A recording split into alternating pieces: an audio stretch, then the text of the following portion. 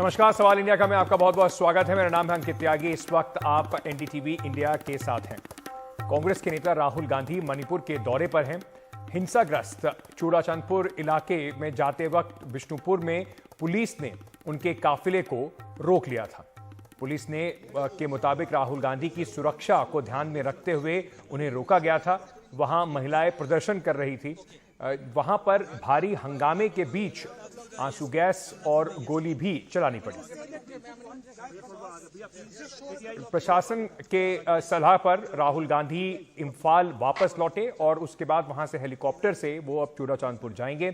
आपको बता दें कि चूड़ाचांदपुर जिला सबसे ज्यादा हिंसा से प्रभावित हुआ था। मणिपुर में पिछले 2 महीनों से हिंसा चल रही है। 3 मई के बाद से मणिपुर में अब तक 120 से ज्यादा लोगों की मौत हो चुकी है। कांग्रेस ने इसके लिए मणिपुर सरकार को जिम्मेदार ठहराया है और साथ ही साथ प्रधानमंत्री पर भी सवाल उठाए।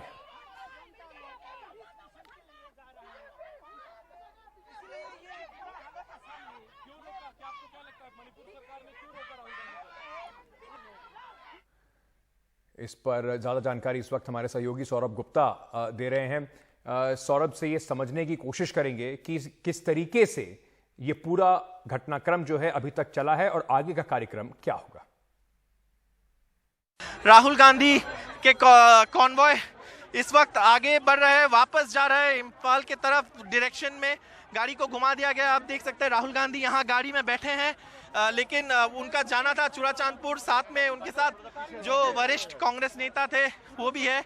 इस वक्त राहुल गांधी का जो ये कॉन्वॉय है, राहुल गांधी इस गाड़ी में है, आप देख सकते हैं। और अभी इस वक्त पूरी सुरक्षा के साथ यहाँ पे उनका कॉन्वॉय वापस जा रहा है। राहुल गांधी बैठे हैं, कांग्रेस नेता राहुल गांधी जो गाड़ी में है बैठे हैं, लेकिन उनको उस तरफ चूड़ाचांदपुर की तरफ वो नहीं जा पाए। इस वक्त वो वापस जा रहे हैं। मैं अपने कैमरा पर्सन के द्वारा आपको दिखाना चाहूँगा कि कैसे यहाँ पे राहुल गांधी का गाड़ी को रोक दिया गया। अभी वो गाड़ी उनका यू टर्न कर लिया है और उस तरफ गाड़ी वापस जाने की संभावना है, ऐसे हमें दिखाई दे रहा है। कैमरा पर्सन जीडी शंकर के साथ बिष्णुपुर मणिपुर से सौरभ गुप्ता, एनडीटीवी इंडिया। सौरभ हमारे सहयोगी इस वक्त राहुल गांधी के काफिले के साथ हैं, कोशिश कर रहे हैं कि पल पल की जानकारी आपके लिए लेकर आते रहें। वहीं कांग्रेस ने आरोप लगाया है कि राहुल गांधी को जानबूझ के रोका जा रहा है। ये मणिपुर के लोग हमारे देश का हिस्सा हैं। ये हमारे भाई बहन हैं जिनसे इस देश का एक बेटा उनकी खैर खबर लेने जा रहा है, उनको प्यार जताने जा रहा है, उनको ये विश्वास जताने जा रहा है कि आप हमारे देश का एक अभिन्न हिस्सा हैं, आप भारत का एक अभिन्न हिस्सा हैं और परीक्षा की इस घड़ी में हम आपके साथ खड़े हैं। वहां से उनको रोक दिया जाता है और प्रशासन जिसने परमिशन दी थी, ऑब्वियसली उनके पास ऊपर से फोन आता है, उनके पास तानाशाहों का फोन आता है और प्रशासन उनसे कहता है कि नहीं, अब आप ऐसे नहीं जा सकते, अब आप हवाई जहाज से जाइएगा। वो जैसे भी जाएंगे, वो जाएंगे जरूर। वहीं बीजेपी ने राहुल गांधी के मणिपुर दौरे को लेकर राहुल गांधी और कांग्रेस पार्टी पर निशाना साधा और कहा जिस जिद से गए हैं वो सही नहीं। वहां की जो स्टूडेंट यूनियन है, ऑल मणिपुर स्टूडेंट यूनियन, उन्होंने प्रेस कॉन्फ्रेंस करके राहुल गांधी जी के विजिट को बॉयकॉट करने की मांग भी की थी। और क्यों बॉयकॉट किया था, वो लेगेसी इश्यूज को एन्यूमरेट किया था इन स्टूडेंट यूनियंस ने। सीएसओज ने भी आह्वान किया था कि राहुल गांधी जी इन परिस्थिति में मणिपुर ना आए और यहां चिंगारी भड़काने का काम ना करें, मगर फिर भी राहुल गांधी जी नहीं माने।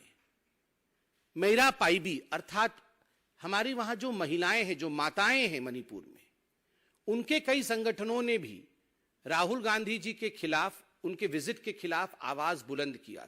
राहुल गांधी जी को और उनके दफ्तर को कहा गया, एक रिक्वेस्ट किया गया, सरकार ने उनसे रिक्वेस्ट किया कि राहुल जी आप चूड़ाचांदपुर जाना चाहते हैं, रिलीफ कैंप विजिट करना चाहते हैं, कोई बात नहीं, आपका अधिकार है, बिल्कुल जाइए, कोई आपको रोकेगा नहीं। मगर सड़कों पे कुछ लोग प्रोटेस्ट करके आपके खिलाफ नारेबाजी करने के लिए उतारू हैं।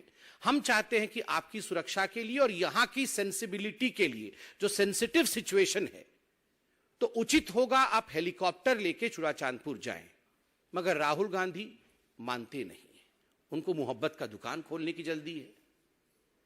झटापट किसी से बिना मशवरा किए, जिद करते हुए वो निकल गए।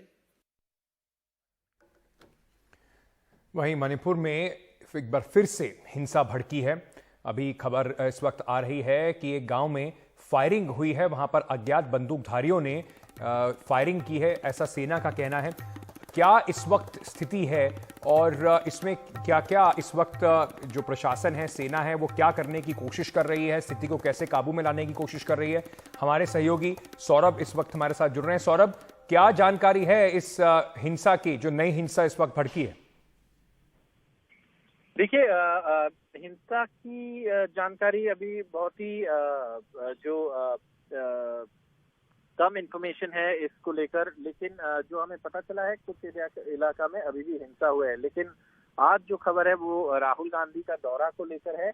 जैसे आपने सुना, जो संबित पात्रा शायद बाइट में कह रहे थे कि कुछ महिलाओं ने राहुल गांधी का कॉन्वॉय को रोका और उनके दौरा के विरोध प्रदर्शन किया। तो यहाँ पे हमें जो ऐसे कुछ महिलाओं के ग्रुप थे शायद जिन्होंने रोका है, इसलिए पुलिस ने उनका कॉन्वॉय रोका। लेकिन कुछ जब हम वहां पहुंचे बिष्णुपुर, हम थोड़ा लेट पहुंचे, लेकिन जब हम पहुंचे बिष्णुपुर वहां पे तब जो महिलाएं प्रदर्शन कर रहे थे वो चाहते थे कि राहुल गांधी जाए चूड़ाचांदपुर। तो इसमें ये भी तस्वीर सामने आए है। और जब उन्होंने सुना कि राहुल गांधी वापस जा रहे तब भी उन्होंने रोकने की कोशिश किया, क्योंकि उनका ये था कि वो आगे बढ़े चूड़ाचांदपुर की तरफ। तो इस वक्त राहुल गांधी चूड़ाचांदपुर पहुंचे हैं। वो वापस चले गए थे इम्फाल से हेलीकॉप्टर लेके वो यहाँ आए हैं और यहाँ पे वो इस वक्त जो है एक कैंप में गए हैं और दूसरे कैंप में भी उनके आने का संभावना है। बहुत बहुत शुक्रिया सौरभ, इस वक्त हमारे साथ जुड़ने के लिए और सब जानकारी हमारे साथ साझा करने के लिए। तो राहुल गांधी मणिपुर में है, एक दूसरे गांव में इस वक्त हिंसा भड़की है, उसको लेकर सौरभ जानकारी दे रहे थे। सेना ने कहा है कि वहां पर अज्ञात बंदूकधारियों ने फायरिंग की है और उसकी जांच इस वक्त जरूरी है। भारतीय फौज का ये जो ट्वीट भी आया है वो भी आपको इस वक्त बता रहे हैं, जिसमें सेना ने इस पूरे मामले की जानकारी दी है।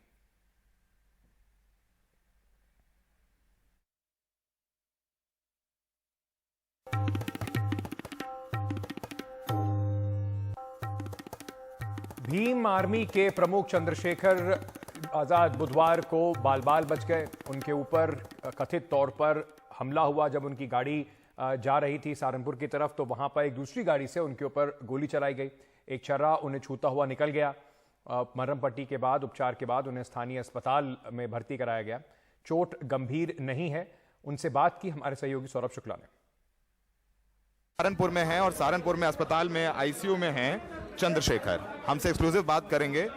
उनकी गोली छू के निकल गई, चोट काफी गहरी है, ब्लड प्रेशर भी हाई है। चंद्रशेखर हमारे साथ हैं और आईसीयू में हैं।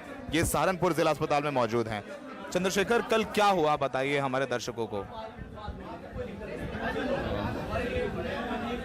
उम्मीद नहीं थी कि अचानक से ऐसा हो जाए। मैं निकल के आ रहा था एक कार्यकर्ता के घर से, अचानक से गाड़ी आई, इतना कुछ समझ पाता उन्होंने गोली दाग। पहली गोली सर के पास से कान को छूते हुए निकल गई, सर में उसका निशान भी। दूसरी गोली यहाँ लगी, तीसरी गोली ने दूसरे वाला शीशा तोड़ दिया। फिर चौथी गोली गाड़ी, उन्होंने सामने गाड़ी रोक के वो गालियाँ बक रहे थे, छोड़ेंगे नहीं, नेता बनाएंगे, ये वो।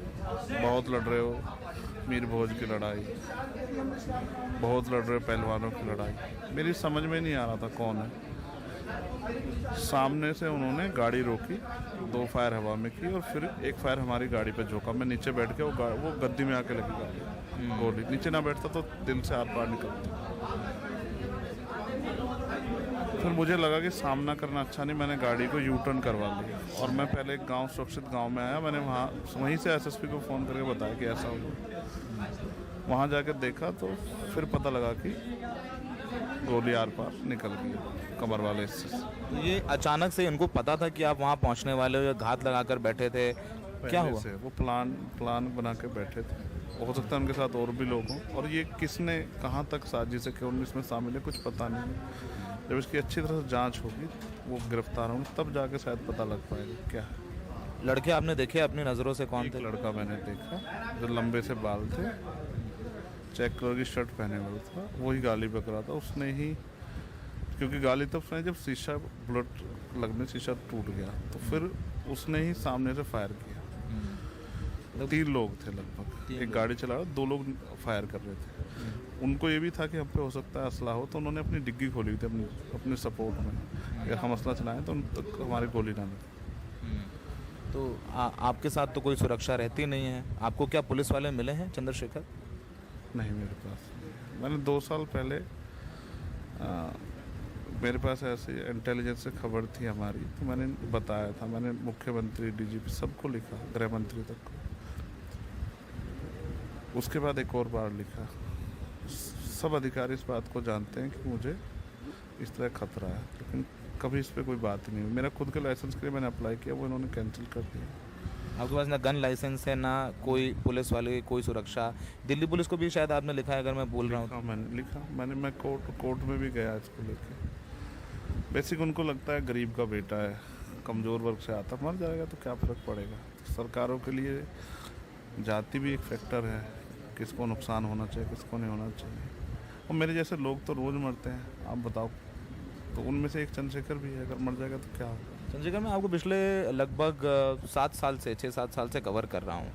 मैंने आपको आंदोलन में कवर किया है, जेल से निकले तो कवर किया है, धरना देते कवर किया है, पुलिस से लाठी खाते कवर किया है, और अब ये अस्पताल के बेड पे कवर करना, ये थोड़ा सा दुख भी देता है। जिस तरीके से आप बेड पे आईसीयू में हैं और आप जाने जाते हैं लड़ाई के लिए, और आपको ये गोली छू करके निकल गई।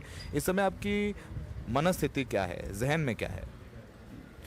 जल्दी से स्वस्थ होकर खड़ा हो जाऊँ। 1 तारीख को रैली है भरतपुर में, उसमें जाना है, काम नहीं छोड़ सकता हूँ। देखो, मेरे साथ ना हमारे संतों, गुरुओं, महापुरुषों के साथ साथ उनके आशीर्वाद चाहता हूँ। करोड़ों माता बहनों की, बच्चों की दुआएं हैं, प्रार्थना है, उन्हीं का परिणाम है कि मैं आज जिंदा हूँ, सुरक्षित हूँ। वरना तो सच ही है, उन्होंने पूरा प्रयास किया था, इतने करीब से उन्होंने गोली दागी कि कोई चांस नहीं था।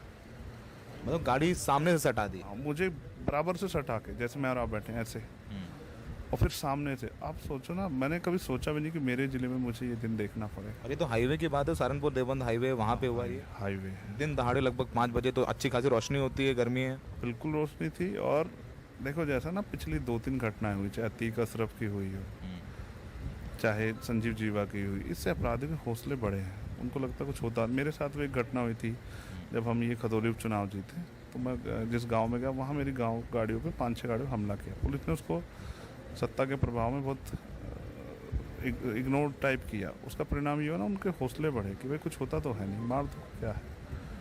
तो मैं आज जिंदा हूँ, मुझे एक नया जन्म मिला है, मैं फिर इसको उसी काम में लगाऊंगा जिस काम के लिए मैंने अपने फादर से वादा किया, और जो बाबा साहब अम्बेडकर माने और काशी राम साहब का सपना अधूरा है, उसको पूरा करने के लिए मैं इसको लगाऊंगा। लगभग अगर आपको याद हो, कितनी गोलियां चलाई उन लोगों ने कुल? 4 से 5 गोलियां हमारी गाड़ी की तरफ, और 2 गोलियां शायद हवा में। लगभग 6 गोलियां चलाई। 6-7 गोलियां चलाई। इतना जल्दी वो तो आप पिस्टल तो नहीं देख पाए होंगे कौन सी है, मतलब वो तो मुश्किल है। मैंने जो गोलियां हमारी गाड़ी में मिली मुझे जिंदा हो, मैंने दी पुलिस को कि भाई इसकी जांच कर लो क्या है। मुझे ऐसा लगता है कि 12 बोर 15 बोर कट्टा भी था, जिससे जो सटा के मारा, जिससे कि मरी जाए हाथ। वो तो सहारनपुर आपका गृह जिला है, यहाँ आप एक्टिव रहते हैं, सरेआम हाईवे पर ये हो गई। कानून व्यवस्था को लेकर सरकार अपनी काफ़ी पीठ थपथपाती है, और यहाँ पर ऐसा हो, और आप पब्लिक रिप्रेजेंटेटिव हैं, पॉलिटिकल पार्टी के प्रमुख हैं, सामाजिक संगठन चलाते हैं, चुनाव लड़े हुए हैं, ये कानून व्यवस्था को लेकर के क्या सोच कहेंगे आप? इसी पे एक बोल नहीं पा रहा था, तो एक ट्वीट करके अपनी बात रखी कि उत्तर प्रदेश कानून व्यवस्था राम भरोसे है, किसके भरोसे आप देख लें। तो जब मेरे जैसे व्यक्ति के साथ होता, तो सोचो आम कमज़ोर वर्ग व्यक्ति के साथ तो रोज़ अन्याय होता है, उसको तो कोई पूछेगा भी नहीं। तो इससे अपराध बढ़ गया, हमारे लोग चिंतित हैं। मैं उनसे सबसे शांति की अपील कर रहा हूँ, और इस लड़ाई को हम संवैधानिक तरीके से लड़ेंगे। मैंने आपको लास्ट देखा ब्रिजभूषण शरण सिंह के खिलाफ, जो पहलवान धरना प्रदर्शन कर रहे थे, आप उनके आंदोलन में काफ़ी सक्रिय रहे। एसएससी वाले लड़के बेरोजगारी प्रदर्शन कर रहे थे, आप वहाँ भी गए। आप इन तमाम आंदोलन में बोलते रहते हैं और ये सब आपको लगता नहीं आपको दुश्मन भी लगातार बढ़ते जाते हैं, बनते जाते हैं?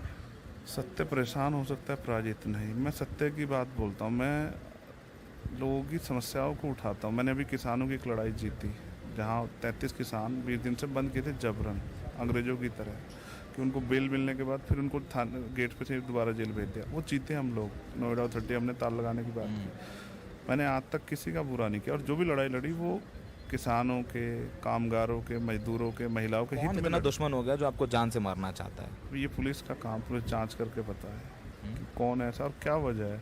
मेरी कौन सी दुश्मनी है? मेरा व्यक्ति किसी को झगड़ा नहीं है। मैं तो किसी जाति धर्म के खिलाफ नहीं, बस अन्याय के खिलाफ लड़ता हूँ। कोई अन्याय करेगा तो वो सोचे बच जाएगा, तो ऐसा कैसे हो जाएगा? चंद्रशेखर, डर लगा जब गोली चली ताबड़तोड़? नहीं, एक बार को समझ नहीं आया क्या हुआ, लेकिन देखो डर की बात यह है कि मैं हॉस्पिटल ना जाके उस गांव में गया, जबकि मुझे पता था मुझे गोली लगी हुई, क्योंकि मैं चाहता जो मेरे साथ लोग हैं उनको नुकसान ना हो जाए। मेरी ज़िंदगी, मैंने तो ज़िंदगी समाज के नाम समर्पित कर दी है, महापुरुषों को मिशन के नाम। लेकिन उनका कुछ तो छोटे बच्चे जिनकी शादियाँ भी नहीं हुई है, एक हमारे सीनियर भी थे, उनको भी वो लगे हैं। कितने लोग गाड़ी में थे आपके साथ? 5 लोग थे। मुझे डर था इनको कुछ ना हो जाए, वरना मैं इनके परिवार को जवाब नहीं दे पाऊँगा। फिर मैंने पुलिस के आने के बाद फिर मैं डॉक्टर के यहाँ गया। तो डर मतलब कोई डर का तो कोई चीज़, मौत तो एक दिन आनी है, लेकिन मैं झुक नहीं सकता। अब आगे कैसे? अब ये तो एक बड़ी घटना है, आगे अब कैसे देखते हैं? आप ठीक होंगे, फिर वही तेवर तल्ख रहेंगे जैसे तेवर आपके रहते हैं? 1 तारीख को पता लग जाएगा। 1 तारीख को भरतपुर में आप अपनी उस रैली में जाएंगे? हाँ, जाऊँगा। मैं अपने काम को नहीं छोड़ सकता।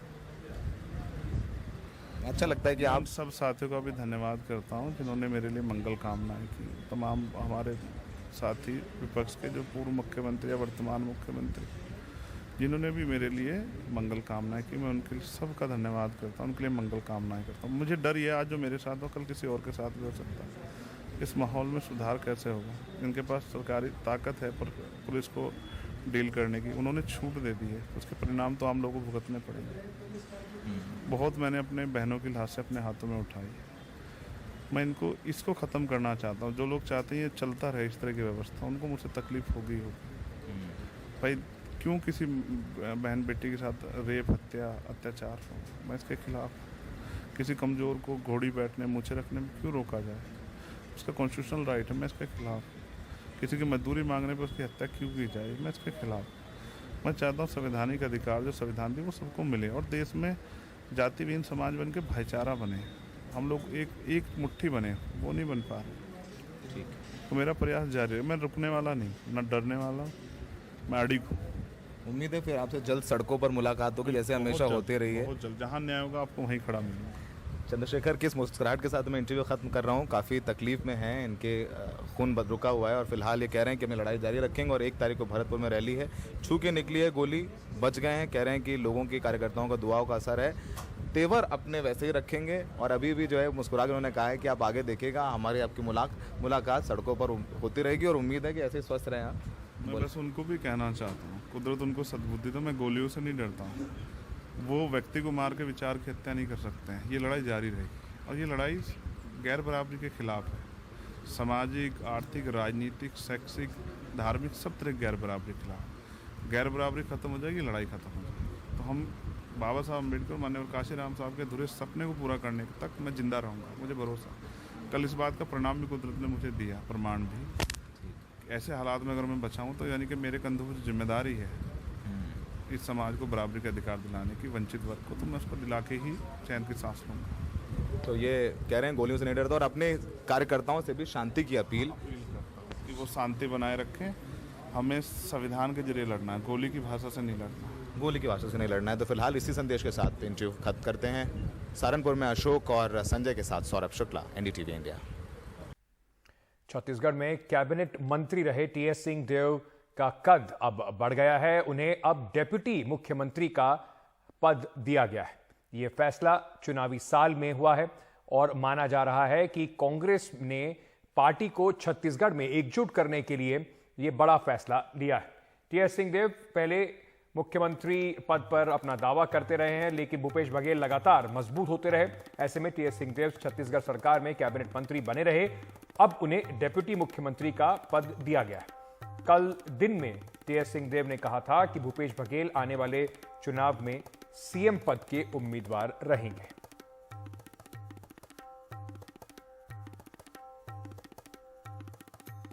छत्तीसगढ़ में पहली बार डिप्टी सीएम का पद बना है और इसमें टीएस सिंहदेव को डिप्टी सीएम बनाया गया है। हमारे साथ टीएस सिंहदेव हैं। आपको तो सबसे पहले बहुत बहुत बधाई एनडीटीवी की तरफ से कि आप एनडीटीवी और पूरे परिवार को, आपको, सभी साथियों को, और जिस तरह से आपने हमेशा अवसर दिए अपनी बातें लोगों तक पहुंचाने का, मैं इन सारे महीनों और वर्षों के लिए आपका गहरा आभार व्यक्त करता हूं। अच्छा, 4 महीने का समय बचा है चुनाव में और इसके पहले आप डिप्टी सीएम बने हैं और आपकी मंशा तो थी मुख्यमंत्री बनने की, लेकिन आधे में आए, तो कितना खुश हैं और आगे कैसे काम करेंगे? मंशाएं अपनी जगह रहती हैं। शायद हर व्यक्ति जो टीम में खेलता है शायद सोचता होगा कि हम भी कभी कप्तान के रूप में मौका मिले तो काम करें, या कई लोग ऐसा सोचते हैं। लेकिन जब टीम बनती है, सिलेक्शन कमेटी ने टीम बना दी, फिर खेलना है, फिर टीम को जिताने के लिए खेलना है। तो जहाँ जो जैसी जवाबदारी मिले फिर वैसा काम करना है। अब डिप्टी सीएम बन गए हैं तो क्या 4 महीने में करेंगे ऐसा कि 2023 में एक बहुत मजबूत स्थिति में कांग्रेस आए? डिप्टी सीएम के पास सीधे तौर पे कोई जवाबदेही पृथक से नहीं होती। मुख्यमंत्री के पास एक अलग विशेषाधिकार होता है, वो संवैधानिक एक पद होता है। उप मुख्यमंत्री का कोई ऐसा जवाबदेही का पद नहीं है कि ये काम उप मुख्यमंत्री का है। उनको एक प्रोटोकॉल में दर्जा मिलता है उप मुख्यमंत्री को, शेष वो कैबिनेट के सदस्य के रूप में जो डिपार्टमेंटल जिम्मेदारियां हैं उनको वो निभाते हैं। जिम्मेदारी यही रहेगी कि सबको साथ लेके टीम के साथ हम लोग चलें और लोगों तक उनका विश्वास अर्जित करने के लिए हर संभव प्रयास करें, ताकि आने वाले 5 सालों में भी कांग्रेस पार्टी के माध्यम से छत्तीसगढ़ में हम लोग काम कर सकें। ये कहा जा रहा था कि बाबा नाराज चल रहे हैं, 2.5 साल का फॉर्मूला था उसे पूरा नहीं किया गया, तो उससे संतुष्ट करने के लिए चुनाव के पहले डिप्टी सीएम बनाया गया। नाराजगी की बात नहीं थी, वो वातावरण जो बना हुआ था मीडिया में लगातार उस बात के रहने से, तो सभी साथियों के बीच में भी एक कौतूहल भी रहता है, एक हो सकता है मीडिया कह रहा है तो कहीं तो कोई बात होगी, होने वाला होगा, कब हो रहा है, ये तारीख निकल गई, जून निकल गया, जुलाई निकल गया, अगस्त निकल गया, अब तो साल निकल गया, अब अगला साल चालू हो गया, कब होगा कि नहीं होगा। तो वो उसका एक विशेष दबाव की स्थिति बन जाती है। उसमें जवाब दे पाना सभी साथियों को, कि सबको लगता है कि भाई मौका मिलेगा तो चलो इनका भी काम देखें। मैंने प्रयास सब हमेशा यही कहा और किया कि सबको ये बताऊं कि ये हाईकमांड का निर्णय रहता है। हम लोग को पूरा इसको हाईकमांड पे छोड़ देना चाहिए, वो जब जैसा फैसला करें। तो मुख्यमंत्री वाली बात नहीं आई, ये बात आई, तो जो बात आई उसी को स्वीकार करके चलना है। 2023 में अब जा रहे हैं और कल बहुत लंबी बैठक हुई, तो किसके चेहरे पे चुनाव लड़ेगी कांग्रेस? मुख्यमंत्री हैं, स्वाभाविक तौर पे वो लीड करेंगे, टीम को लीड कर रहे हैं, चुनाव में भी वो लीड करेंगे, पीसीसी प्रेसिडेंट रहेंगे, वो लीड करेंगे। सामूहिक लीडरशिप की बात आती है तो शेष जो लीडर्स हैं वो रहेंगे, सीनियर हमारे नेशनल लीडर्स हैं वो टीम को लीड करेंगे, प्रभारी हैं उनका विशेष योगदान रहेगा, तो ये टीम रहेगी। तो अभी मुख्यमंत्री जी बनने की पूरी चाय बाकी है, अगले चुनाव में मुख्यमंत्री के दावेदार रहेंगे? दावेदार में कभी नहीं था, वहाँ बुलाया गया था 4 लोगों को दिल्ली चुनाव के बाद, तो वो 4 में मैं भी था। महन जी थे, ताम्रध्वज भाई थे, भूपेश भाई थे, मैं था। तो ये 4 लोगों को दिल्ली बुलाया तो वो हम लोग लाइन में आ गए, वो इन्हीं में से 4 में से बनाना है। अब अगली बार किसको बुलाएंगे वो अपने आप पता चल जाएगा। चलिए अब आपको बताते हैं कि रांची के जो खादगड़ा बस स्टैंड है वहां पर खड़ी कई बसों में आज भीषण आग लग गई। आग लगने की वजह का भी पता नहीं चल पाया है, लेकिन आग लगने की वजह से मौके पर अफरा तफरी का माहौल बन गया, जिसके बाद अग्निशमन विभाग की गाड़ियां वहां पर पहुंची। दमकल की 2 गाड़ियां तुरंत मौके पर पहुंची और आग बुझाने की कोशिशें की जा रही हैं। अभी तक वजह का पता नहीं चल पाया है।